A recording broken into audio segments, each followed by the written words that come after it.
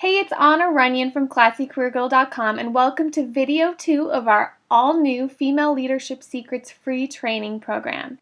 If you haven't watched video number 1 yet, make sure you go back and watch it because I show you the number 1 key to take your performance to the next level.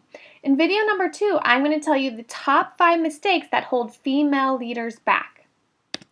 So, the first mistake is perfectionism, and I have definitely learned this one myself. I used to drive myself crazy making sure my team's deliverables were 100% perfect for our client. Unfortunately, my team didn't have much fun working for me because I created a lot of stress for myself and for everyone I worked with. I almost had a nervous breakdown trying to keep my team operating exactly how my client wanted things to be and how I wanted things to be. I didn't realize there was only another woman on my team and I that had this perfectionist mindset until my male manager pulled us both aside one day and told us, things don't have to be perfect. So it took that conversation for me to realize perfectionism was really a mistake in causing me to not get ahead in my career. Striving for perfection is actually one of those things that you think would be a great strength to have as a female leader, but it can actually be especially negative when you're working with men who don't have that same concern for perfection. After my male boss told me not to be perfect, I realized that men don't strive for perfection like women often do. The other woman working for me and I eventually moved positions and 2 men took our place. And now they laugh, they have fun, they don't stress, they do not worry about perfection and making things perfect. And guess what? The ship doesn't sink. Everything is okay. So take it from me, the number 1 mistake is trying to be perfect. And remember, as you're going through this video, make sure you also print out the worksheet that goes along to see which of these mistakes you might be making in your career as well. The number 2 mistake is waiting to be invited and waiting to be asked. You can't be invited to speak up and say what you think, or invited to sit at the table, or invited to take on that next leadership or growth opportunity. You have to go make it happen yourself. I know I did this. When I really wanted to take my career to the next level, I was waiting for someone else to tell me what to do or waiting for someone else to give me a new opportunity. But you have to be the one to show initiative and make things happen for yourself. And that's the only way that you're going to take it to the next level.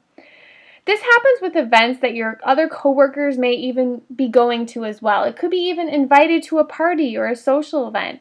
If there are social events, many times they might not think to ask you, especially if it's a bunch of men, because they don't think that you want to go. But really, they would be happy to extend an invite to you. All you need to do is ask. So ask yourself, what would you do if you weren't afraid? And then go for it. And that's one of my favorite quotes in Lean In by Sheryl Sandberg. You don't have to be invited. You can make things happen yourself. Men aren't waiting to be invited, and neither should you. So this is what I realized when I was held back and felt like I was pushed in a corner in my career. It wasn't because of anyone else but me, and I couldn't blame anyone else. I had to take responsibility because I was waiting for someone to tell me what to do. Once I started volunteering, once I started really getting involved with more opportunities, they just kept coming my way. The third mistake that female leaders make is not promoting yourself. Most women are more comfortable being humble and not attracting attention. They believe other people will know how awesome they are without them having to say it. And I see this a lot of times when someone comes to me and they're working really hard, but no one is noticing how hard they're working. It's because they're not promoting themselves. Women have often been raised to not self-promote. And I know when I was growing up, my dad would brag about the things I was doing to other people, and I would get so embarrassed, and I still do. I hate that he does that. But men, on the other hand, are often naturals at promoting themselves to others, and it's fairly common for them to promote themselves in a group of men. So if you did a great thing, say it. Don't wait to be called on or until it's your turn. More than likely, the men on your team want to hear how awesome you are, and they want to be proud of you and your big wins and victories. They will respect you if you show that you are worthy of respect. So you are invited into the club of bragging and self-promotion, and it's up to you. Will you accept the invitation? And another big thing too is when someone compliments you and says good job, make sure you say thank you. This is something I see all the time, and I am totally guilty of doing it myself as well. When someone says good job and I'm like, oh, it was no big deal. Oh, it wasn't even me. Or oh, I wasn't even a part of that. Just take that out of your vocabulary and just say thank you. The fourth mistake that female managers make is playing the role of office mom. So it's our nature as women to want to take care of others. We want other people to like us, and men sure do like us when we bring them food. But it's important to draw a line between you as a woman in the office and you as a woman at home. Do you want to be known as a smart manager who rocks at leading the team? Or do you want to be known as the lady who makes some mean chocolate chip cookies just like mom used to make? Cooking and cleaning up for the office in the role of office mom is not the answer to get people to like you as a manager. You want people to like you for your strengths that you bring as a manager, and that's what we talked about in video 1. So in Nice Girls Don't Get the Corner Office, 101 Unconscious Mistakes Women Make That Sabotage Their Careers. It's a book by author Louis Frankel. One of my favorite books. Definitely read it if you haven't yet. But she says in mistake number 27, feeding others. You're not mom or Betty Crocker. And she also says that feeding others in the office will prevent them from seeing you as a figure of authority. And that's what we want. We want you to be seen as a figure of authority. So not once in my 7 years of working in a corporate environment have I ever seen a man bring in food he made to share. I've seen men bring in food that their wives have made, but never food that men have actually made themselves. It just doesn't happen. And that's why I have never brought food I made into the office either. Don't get me wrong, I love to cook, and you can find me in the kitchen cooking most nights of the week.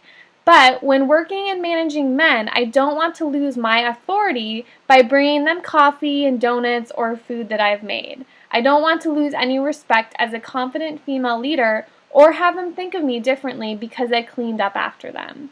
And I sure don't want to be taken advantage of. And the fifth mistake that female leaders make is believing that there is a glass ceiling. And this is something I learned from Emily Bennington, who's the author of Who Says It's a Man's World. And one of my favorite things in her book was when she said, who you are has no ceiling. And that just hit me like a rock because I had, all the news reports, everything out there right now is talking about this glass ceiling and how it's hard for women to get ahead these days. And, men make up all the board seats of Fortune 500 companies. And there's all these news reports of how hard it is for women to get ahead because there's this glass ceiling. But I really want you to think and remember that who you are has no ceiling and you can do whatever you want to do. It's just a matter of pushing through that and not letting this perception of a glass ceiling hold you back. Alright, I hope you enjoyed this video. Stay tuned for video number 3 where I'm going to tell you how to create your future career advancement plan. And your homework, make sure you leave a comment below. I am going to be reading all those comments, so feel free to leave questions or your feedback about this video. Tell me what you thought. Do you agree with these mistakes that I said? And then make sure you download the worksheet and go through it. Share with your friends and colleagues. I want to help as many women as possible. Mark your calendar for the live webinar training on November 11th at 5:30 Pacific, 8:30 Eastern. And I will see you on video number 3. Bye!